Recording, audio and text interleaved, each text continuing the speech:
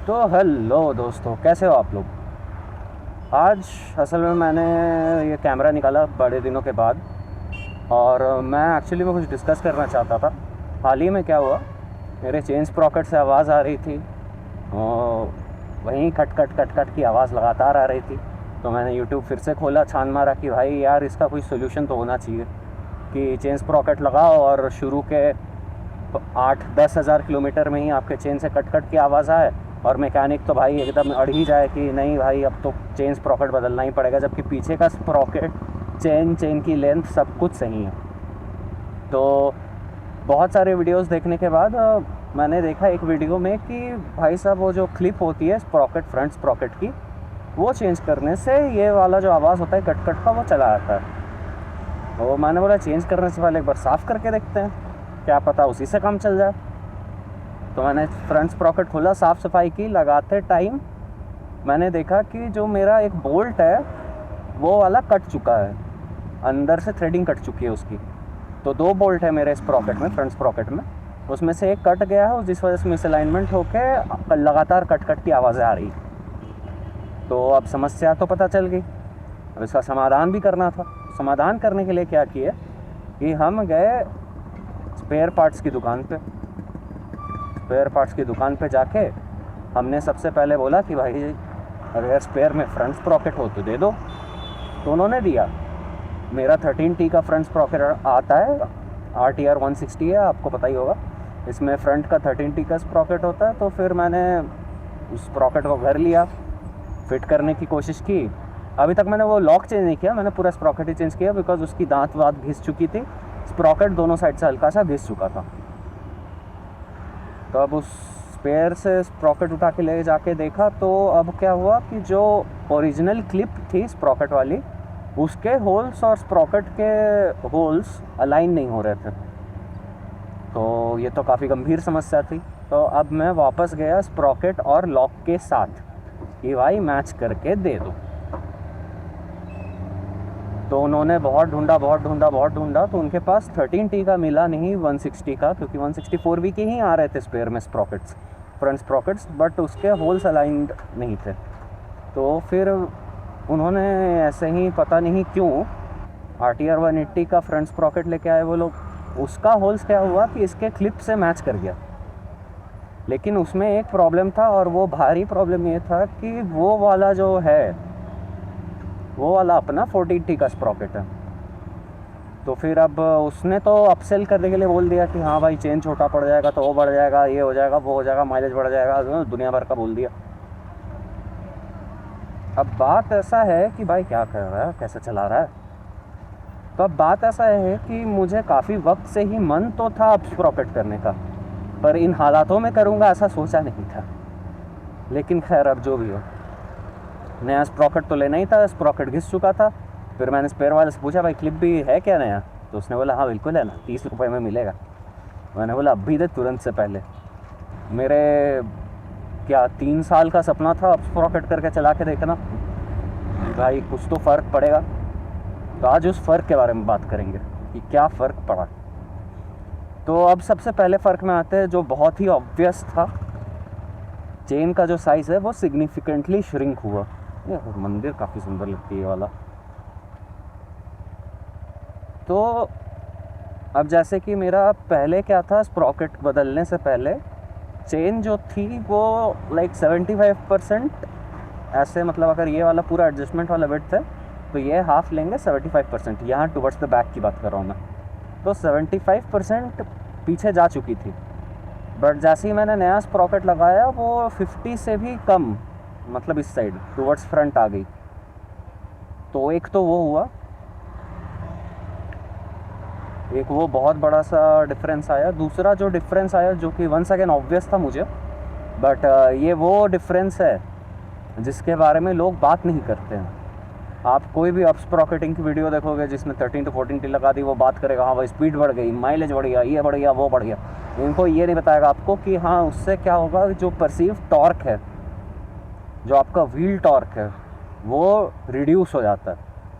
और ऐसा इसलिए होता है क्योंकि वो गेयरिंग का जो रेशियो रहता है ना, आपको एकदम सीधा सीधा हिसाब बता देता हूँ। तो सीधा हिसाब ये है कि अगर सामने का स्प्रॉकेट आप कर दोगे बड़ा, पीछे का स्प्रॉकेट सेम रख के, तो उससे समस्या ये होगी कि आपका जो परसीव टॉर्क है, जो व्हील टॉर्क है, वो घट जाएगा और स्पीड बढ़ जाएगी। तो अब वो परसीव टॉर्क, जो व्हील टॉर्क है, वो कितना सिग्निफिकेंट था, वो कितना महसूस हो रहा है मुझे, ये आ जाता है मुद्दा। तो बात ऐसा है कि फर्स्ट गियर में पहले बाकायदा झटके मारता था बाइक, अगर एकदम से छोड़ दूँ तो वो झटका वाला फीलिंग तो एकदम ही चला गया है, अब स्मूथ उठता है। दूसरा ये कि पहले गियर में मैं जब जनरली शिफ्ट कर रहा था तो मैं 10 से 12 की स्पीड में शिफ्ट कर दे रहा था, अभी लगभग 15-18 तक चला जा रहा है मेरा। मतलब नॉर्मल, अगर मैं अपना डे टू डे यूजेज का एवरेज शिफ्टिंग की बात करूँ तो मैं आप लोगों को अभी डेमो देता हूँ। ये मैंने करी, बाइक खड़ी, मेरा जनरल 4 से 4,500 आरपीएम में शिफ्टिंग रहता है। देखो पहले ये इतने में 10 से 12 जा रहा था, अभी 20 तक पहुंच जा रहा है। तो लगभग 10 kmph का डिफरेंस आया फर्स्ट गियर में, और ये डिफरेंस 10 kmph का फिफ्थ गियर पे भी है। और वही चीज़ अगर मैं जो 10 किलोमीटर पर आवर का डिफरेंस है, वो अगर मैं बात करूं तो वो डिफरेंस आपका फिफ्थ गियर पे भी है। क्योंकि पहले जब मैं हाईवेज़ पे रहता था तो 6000 आरपीएम पे लगभग 80 से 82 किलोमीटर प्रति घंटे की रफ्तार से चलती थी मेरी बाइक। इस बात पे निर्भर करती थी कि हम चढ़ान चढ़ रहे हैं या उतर रहे हैं। लेकिन अब क्या हो रखा है कि उसी 6000 आरपीएम में 5वें गियर पे अब ये बाइक चल रही है 90 से 92 किलोमीटर प्रति घंटा पे। तो स्पीड तो बढ़ गया, पर क्या इससे माइलेज में फ़र्क पड़ा? नहीं दोस्तों, माइलेज में फ़र्क नहीं पड़ा और पड़ेगा भी नहीं। क्यों नहीं पड़ेगा? क्योंकि अब मेरे को ज़्यादा पावर यूज़ करना पड़ रहा है उस स्पीड को सस्टेन, उस आरपीएम पे। ठीक है, अब मेरा वैसे BS4 वाला है तो उसके लिए मुझे मैनुअली रिट्यून करना पड़ा था, तो मुझे थोड़ा सा जो पेट्रोल वाला स्क्रू है उसको थोड़ा और खोलना पड़ा था। तो जो नेट फ्यूल एफिशिएंसी का मेरे को फ़ायदा होना था वो तो नहीं हो रहा है। लेकिन अब ऐसा हो गया है कि हाँ, अब वो यामाहा का जैसे एकदम OG वाला FZ आता था, उसको चलाने वाला फील आ रहा है कि हाँ एकदम स्मूथली पिकअप पकड़ रहे हैं और जाके सस्टेन कर रहे हैं। ऐसा नहीं कि हाँ जर्क में पिकअप, मतलब वो KTM और यामाहा वाला डिफरेंस है अगर मैं आपको बताऊँ तो हाँ, मतलब वो ऑब्वियस है कि हाँ परसीव पावर कम हुआ है तो वो फील वैसा ही होगा।